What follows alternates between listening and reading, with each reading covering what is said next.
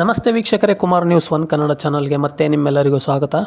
ಅಧಿಕಾರಿಯೇ ಮನೆಗೆ ತೆರಳಿ ಪತ್ನಿಯನ್ನು ಒಪ್ಪಿಸಿದ್ದೇನೆ ಎಂದರೆ CM ಪ್ರಭಾವ ಎಷ್ಟಿದೆ ಅನ್ನೋದು ಗೊತ್ತಾಗುತ್ತೆ. ಸ್ನೇಹಮಯಿ ಕೃಷ್ಣ ಒಂದು ಸ್ಫೋಟಕ ಹೇಳಿಕೆ ಕೊಡೋದ್ರ ಮೂಲಕ ಮತ್ತೆ ಒಂದು ಮೂಢ ಕೇಸ್ಗೆ ಮತ್ತೆ ಒಂದು ಟ್ವಿಸ್ಟನ್ನು ಕೊಟ್ಟಿದ್ದಾರೆ. CM ಸಿದ್ದರಾಮಯ್ಯನವರು ಕುಟುಂಬ ಪಡೆದ 14 ಸೈಟ್ಗಳ ವಿಚಾರಣೆ ಮೈಸೂರು ಲೋಕಾಯುಕ್ತದಲ್ಲಿ ಚುರುಕಾಗಿ ಸಾಗ್ತಾ ಇದೆ. ಇಂದು ವಿಚಾರಣೆಗೆ ಮೂಡ ಆಯುಕ್ತ TV ನಟೇಶ್ ಅವರು ಹಾಜರಾಗಲಿದ್ದಾರೆ.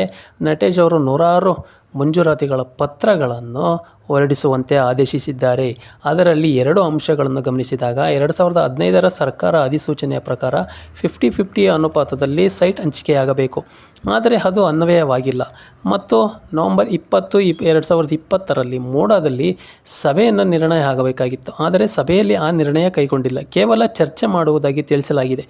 ಇದನ್ನು ಗಮನಿಸಿ ದಾಖಲೆ ಸೃಷ್ಟಿಸುವುದು ತಪ್ಪು. ಇದರಿಂದ ದಾಖಲೆ ಸೃಷ್ಟಿಸುವುದರಿಂದ ಅದು ಸುಳ್ಳು ದಾಖಲೆಯಾಗುತ್ತದೆ. ಇದು ಗಂಭೀರ ವಿಷಯವಾಗಿದ್ದು ಮೂಡಾದಲ್ಲಿ ನಟೇಶ್ ಹಾಗೂ ದಿನೇಶ್ ತುಂಬ ಪ್ರಮುಖ ಪಾತ್ರ ವಹಿಸಿದ್ದಾರೆ. ಅವರನ್ನು ಬಂಧಿಸಬೇಕು. ಆದರೆ ಲೋಕಾಯುಕ್ತ ವಿಚಾರಣೆ ಬಳಿಕ ಏನಾಗುತ್ತದೆ ಅಂತಂದು ಎಲ್ಲರೂ ಕಾದು ನೋಡಬೇಕಾಗಿದೆ ವೀಕ್ಷಕರೇ. ಇನ್ನು ನಟೇಶ್ ಅವರು 14 ನಿವೇಶನಗಳನ್ನು ಮಂಜೂರು ಮಾಡಿದ್ದಾರೆ. ಜೊತೆಗೆ ಅವರು ಸಾಮಾಜಿಕ ಮಾಧ್ಯಮದಲ್ಲಿ ನಿವೇಶನ ಕುರಿತು ಖುದ್ದು ತಾವೇ ಮನೆಗೆ ಹೋಗಿ CM ಪತ್ನಿಯನ್ನು ಪರಿಹಾರ ಪಡೆಯಲು ಒಪ್ಪಿಸಿದ್ದೇನೆ ಎಂದು ಹೇಳಿದ್ದರು.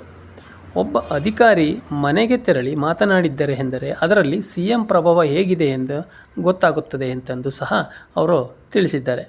ನಟೇಶ್ ಅವರ ಹೇಳಿಕೆ ಇಡೀ ಪ್ರಕರಣದ ಪ್ರಮುಖ ತಿರುವು. ವಿಚಾರಣೆ ಸರಿಯಾಗಿ ನಡೆದರೆ CM ಸಿದ್ದರಾಮಯ್ಯನವರ ಪ್ರಭಾವ ಸಾಬೀತಾಗುತ್ತದೆ. ಇಷ್ಟೊಂದು ಆಸಕ್ತಿ ಒಬ್ಬ ಅಧಿಕಾರಿಗೆ ಯಾಕೆ ಎಂಬುದು ವಿಚಾರಣೆ ಆದರೆ ಸತ್ಯ ಖಂಡಿತ ಹೊರಬರುತ್ತದೆ ಅಂತಂದು ಸ್ನೇಹಮಯ ಕೃಷ್ಣ ಅವರು ಒಂದು ಆರೋಪವನ್ನು ಮಾಡ್ತಾ ಇದ್ದಾರೆ. ಸ್ವತಃ ಅರ್ಜಿದಾರರು ಮನೆಗೆ ತೆರಳಿ ಮಾತನಾಡಿರುವುದು ಗಂಭೀರ ವಿಷಯ ಹಾಗೂ ಇದು ಪ್ರಮುಖ ಸಾಕ್ಷಿಯಾಗುತ್ತದೆ. ಇಂದಿನ ವಿಚಾರಣೆ ಮೂಡಾದಲ್ಲಿ ಪ್ರಮುಖ ಘಟ್ಟವಾಗಿದೆ.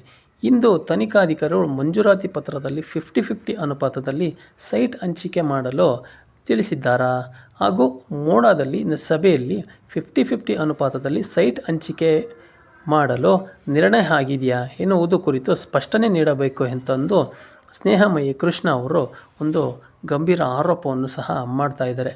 ಇನ್ನು ಮೂಡ ಕೇಸ್ನಲ್ಲಿ ಇನ್ನು CM ಬಾಮೈದರವರಿಗೆ ನೋಟಿಸನ್ನು ಕೊಟ್ಟು ಇನ್ನು ವಿಚಾರಣೆಗೆಯನ್ನು ಕರೆಸಿತ್ತು. ಅವರು A3 ಆರೋಪಿಗಳು ಸಹ ಆಗಿದ್ದರು.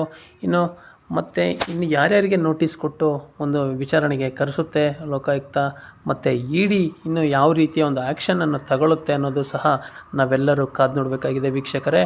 ಇನ್ನು ಸ್ನೇಹಮಯಿ ಕೃಷ್ಣ ಅವರು ಈ ಒಂದು ಮೂಡ ಕೇಸ್ನ ಯಾವ ಹಂತಕ್ಕೆ ತಗೊಂಡೋಗ್ತಾರೆ ಅನ್ನೋದು ಸಹ ಒಂದು ಕುತೂಹಲಕ್ಕೆ ಕಾರಣವಾಗ್ತಾಯಿದೆ. ಕರ್ನಾಟಕದಲ್ಲಿ ಈ ಮೂಡ ಕೇಸ್ ವಿಚಾರವಾಗಿ BJP ಮತ್ತು JDS ಜಂಟಿಯಾಗಿ ಒಂದು ಮೈಸೂರುವರೆಗೂ ಒಂದು ಪಾದಯಾತ್ರೆಯನ್ನು ಸಹ ಮಾಡಿ ಒಂದು ದೊಡ್ಡ ಸುದ್ದಿಯನ್ನೇ ಕ್ರಿಯೇಟ್ ಮಾಡಿದರು.